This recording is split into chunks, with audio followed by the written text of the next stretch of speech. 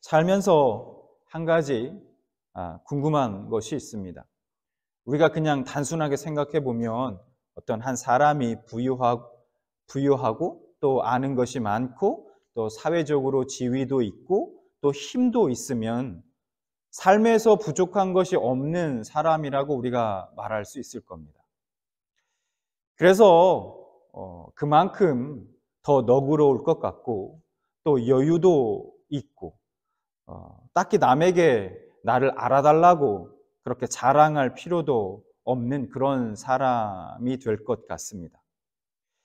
그런데 우리가 살아가다 보면 보게 되는 사람들의 모습은 대부분 제가 말씀드린 것과는 정반대라는 것입니다. 물론 간혹 그렇지 않은 사람들도 있지만 대부분은 좀 남들보다 좀 더 가졌다 싶으면 어깨와 목에 이렇게 힘이 들어가고 아는 것이 좀 많다 싶으면 자기 주장이 강해지고 힘이 조금 있다 싶으면 그 힘으로 다른 사람들을 좀 밑에 두려 하고 또 다른 사람들 자기 마음대로 하려고 한다는 겁니다. 그리고 그런 당사자는 그런 자신의 모습을 전혀 모르고 살아가고 있는 경우가 많습니다. 부유하고 배운 것도 많고 힘도 있고 그러면 그럴수록 더 선해지고 겸손해지고 아름다운 삶을 살 것 같은데 오히려 반대의 삶을 살더라는 겁니다. 그러면 그 이유가 과연 무엇일까요? 우리가 그 답을 성경 속에서 찾아보자면 왜냐하면 인간은 누구든 그 안에 죄성을 지니고 있기 때문입니다. 죄성을 지닌 죄인이기 때문입니다. 죄성이란 하나님이 왕이 아니라 자신이 왕이 되고 싶은 욕망이고 더 나아가 자신이 하나님의 자리에 앉아 하나님과 같이 되고 싶어하는 교만인 것입니다.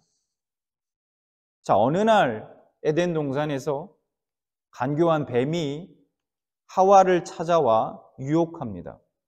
뭐라고 유혹합니까? 창세기 3장 5절에 보면 이렇게 유혹합니다. 너희가 그것을 먹는 날에는 너희 눈이 밝아져 하나님과 같이 되어 선악을 알 줄 하나님이 아심이니라. 하나님과 같이 되어 선악을 알 줄이라고 말하고 있어요. 그리고 그들은 결국 이 유혹에 넘어가 선악과를 따 먹었습니다. 하와가 따먹고 그 다음에 자기만 먹은 게 아니라 자신의 남편인 아담에게도 그 선악과를 주게 되죠. 그래서 3장 6절을 보니까 여자가 자기가 그 열매를 따 먹고 자기와 함께 있는 남자에게도 주매 그도 먹은지라.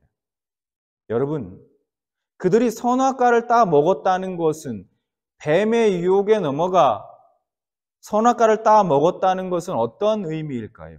뱀이 유혹한 그 내용이 뭡니까? 너의 눈이 밝아져. 그 선악과를 먹으면 너의 눈이 밝아져서 하나님과 같이 될 거다. 그 유혹을 받고 선악과를 따먹었지 않습니까? 그럼 이게 어떤 의미가 있을까요? 선악과를 따먹었다는 것이 자신들이 이제부터 하나님의 자리에 앉아서 내가 옳고 그름을 판단하겠다는 겁니다. 선악을 내가 판단하겠다. 원래는 하나님만이 판단하실 수 있는 건데 내가 선악을 판단하겠다라는 것이고, 그렇다는 것은 그들에게는 더 이상 하나님은 필요 없다는 의미인 겁니다. 그렇죠. 인간이 하나님처럼 되고 싶은 욕망, 하나님이 아니라 자신이 왕이 되고 싶어하는 교만, 지금도 수많은 사람들이 이 아담의 길을 따라 살아가고 있다는 겁니다. 그러니 이런 욕망을 가지고 있는 인간이 여러분 부와 막 명예, 힘 이런 것, 또 아는 것이 많으면 많을수록 여러분 어떻겠습니까?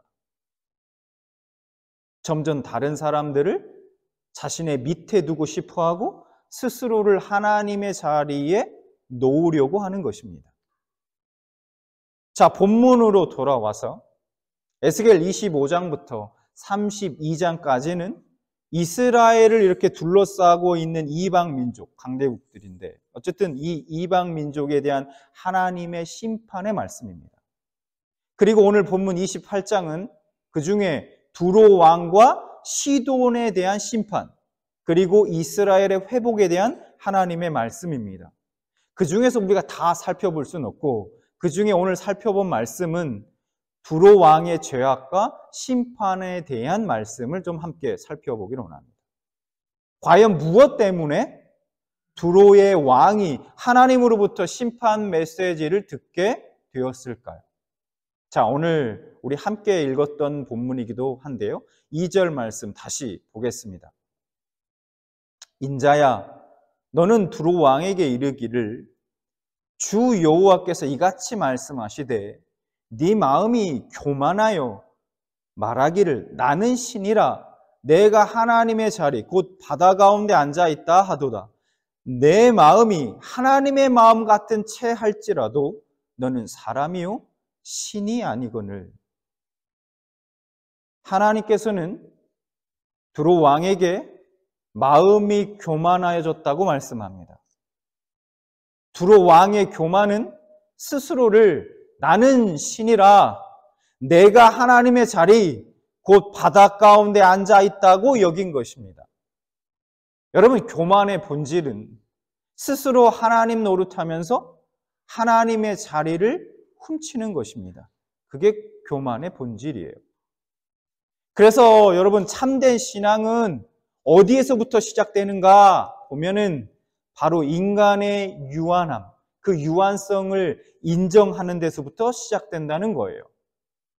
즉 생명의 한계. 나로서는 절대로 생명 구원받을 수 없구나. 내 힘으로는. 의의 한계. 내 힘으로는 절대로 의로워질 수 없구나. 능력의 한계를 인정할 때 시작되는 것입니다. 이러한 인간의 유한성에 대한 존재적 고백이 바로 한마디로 말하면 어떤 고백이냐? 저는 죄인입니다, 하나님. 이 고백인 거예요. 교만한 모습을 보이는 두로 왕에게 하나님은 분명하게 말씀하십니다. 뭐라고 말씀합니까? 네가 하나님의 마음 같은 채 할지라도 너는 사람이요? 신이 아니다. 이것이 하나님을 떠나 자신이 하나님의 자리에 앉아서 왕 노릇하며 살아가는 사람들에게 하나님이 하시는 말씀인 것입니다. 넌 하나님 같은 채 할지라도 너는 하나님이 아니다. 너는 사람일 뿐이야. 그렇다면 두로 왕이 자신을 하나님이라고 말할 정도로 이토록 교만해진 이유가 무엇일까요? 그 이유를 3절부터 5절 말씀에서 우리에게 말씀해 주고 있습니다. 볼까요? 네가 다니엘보다 지혜로워 은밀한 것을 깨닫지 못할 것이 없다 하고 내 지혜와 총명으로 재물을 얻었으며 금과 은을 곳간에 저축하였으며 내 큰 지혜와 내 무역으로 재물을 더하고 그 재물로 말미암아 내 마음이 교만하였도다. 여러분, 이 드로나는 곳은 이 해안가에서 약 550m 정도 떨어진 섬나라였습니다. 지리적 특성으로 보면 다른 민족들이 드로를 함락시키기 매우 어려웠기 때문에 그래서 이 군사적으로 굉장히 안정될 수 있었습니다. 덕분에 무역을 통해 부를 축적할 수 있었습니다. 드로를 중심으로 수많은 밴들이 오고 갑니다. 자기 나라에 필요한 나라에서 물건을 가지고 와서 또 필요한 물건들을 꼭 필요한 것들을 사가고 얻어갑니다. 그럴 때마다 이 드로에는 엄청난 재물들이 점점 쌓여갑니다. 마치 온 세상이 자기를 중심으로 돌아가는 것 같습니다. 자기를 중심으로 움직여지는 것 같습니다. 그러는 동안에 그는 자기 지혜와 지식이 하나님과 맞먹는다고 생각하게 됩니다. 하나님의 은혜 없이 인간의 수고와 노력만으로 어떤 것을 성취했다는 생각은 이 엄청난 착각일 뿐만 아니라 결국은 우리를 교만에 이르게 한다는 것입니다. 그리고 그 교만이 바로 돌이킬 수 없는 멸망의 원인이 될 것이라고 말씀합니다. 오늘 6절부터 10절 말씀 같이 볼까요? 이렇게 말씀합니다. 그러므로 주 여호와께서 이같이 말씀하셨으니 내 마음이 하나님의 마음 같은 채 하였으니 그런즉 내가 이방인 곧 여러 나라의 강포한 자를 거느리고 와서 너를 치리니 그들이 칼을 빼어 내 지혜의 아름다운 것을 치며 내 영화를 더럽히며 또 너를 구덩이에 빠뜨려서 너를 바닷 가운데에서 죽임을 당한 자의 죽음같이 바닷 가운데서 죽게 할지라. 네가 너를 죽이는 자 앞에서도 내가 하나님이라고 말하겠느냐? 너를 치는 자들 앞에서 사람일 뿐이요 신이 아니라 내가 이방인의 손에서 죽기를 할례받지 않은 자의 죽음같이 하리니 내가 말하였음이니라. 주 여호와의 말씀이니라 하셨다 하라. 여러분, 이 7절 말씀에 보면 강포한 자들을 거느리고 와서 치겠다 말씀하십니다. 강포한 자들, 즉 이것을 지금으로 말하면 이런 겁니다. 이런 얘기입니다. 질병이나 사고나 실패나 죽음 등등으로 심판하겠다라는 거예요. 이를 통해 스스로 신이라 자부하던 이들이 죽을 수밖에 없는 연약한 존재임을 깨닫게 하신다는 겁니다. 하나님은 두로 왕의 죽음이 여러분 할례받지 않은 자의 죽음같이 하겠다 말씀합니다. 부끄러운 죽음 되게 하겠다라는 거예요. 하나님을 알지 못하고 하나님과 언약 관계에 있지 않아서 진노와 저주 아래 죽은 자들의 그런 죽음 같게 하겠다라고 말하고 있는 거예요. 여러분 참 두려운 말씀입니다. 하나님의 백성된 자가 하나님과 언약 관계에 있었던 자가 이젠 그 언약이 완전히 깨어지고 진노와 저주 아래서 죽은 자들, 죽는 자들과의 죽음과 같이 만들겠다. 두려운 말씀이 아닐 수 없습니다. 여러분 그러면 이 두로 왕이 처음부터 교만하고 하나님을 자리를 탐한 자였을까요? 처음부터? 그렇지 않습니다. 15절 말씀 볼까요? 내가 지음을 받던 날로부터 내 모든 길에 완전하더니 마침내 내게서 불의가 드러났다. 뭐라고 말씀합니까? 내 모든 길에 완전했다 라고 말씀합니다. 그런데 나중에 내게서 불의가 드러났도다 이렇게 말씀하고 있어요. 여러분 그 앞절 12절에는 하나님께서 두로 왕을 지혜가 충만하고 흠잡을 데가 없다라고 말씀합니다. 13절에는 에덴 동산에서 함께 살았다고 말씀하세요. 그리고 15절 말씀에서는 지음을 받던 날로부터 내 길이 완전하다고 말씀하셨습니다. 이처럼 하나님이 창조하신 두로 왕의 그 존재 자체는 한마디로 말해서 완전하다고 할 수 있습니다. 부족함이 없는 완전한 조건 아래 지음받은 것입니다. 그런데 이러한 두로 왕을 두고 슬픈 노래를 지어 부르라 라고 그렇게 말씀합니다. 그 이유가 무엇일까요? 바로 두로 왕이 누린 부와 영광과 그의 지위로 인해서 불의가 드러났기 때문입니다. 여러분 저는 이 말씀을 묵상하면서 참 너무너무 슬프고 안타깝다는 생각이 들었어요. 여러분 나쁜 것이 아니라 좋은 것 때문에 남들보다 더 많은 복을 받았기 때문에 그의 운명이 이렇게 될 수밖에 없다는 것. 여러분 이거 너무나 안타까운 거 아닙니까?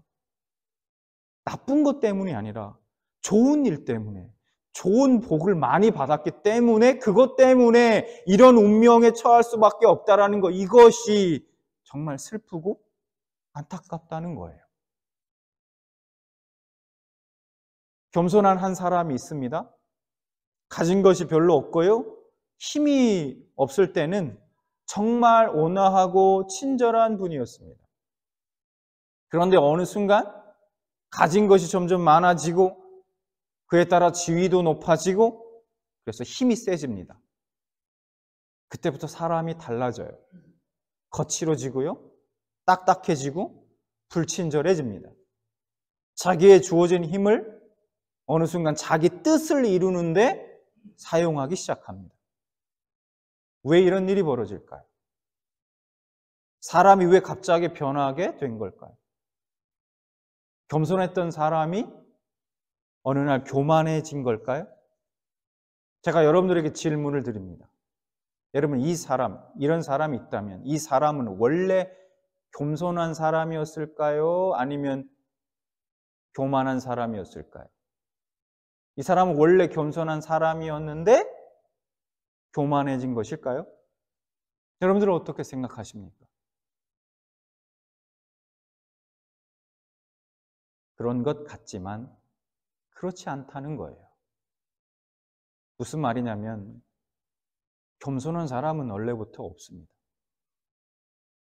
죄인인 인간은 선천적으로 교만할 수밖에 없다는 거예요. 변한 건 환경이고 조건입니다. 그냥 이전에는 교만할 거리가 없었던 거예요. 환경도 그렇고 위치도 그렇고 힘도 그렇고 교만할 수가 없었습니다. 그런데 그런 사람에게 이제는 교만할 거리가 생긴 거예요. 그래서 그것을 통해서 그 사람에 내재되어 있던 그 교만이 드러난 것입니다.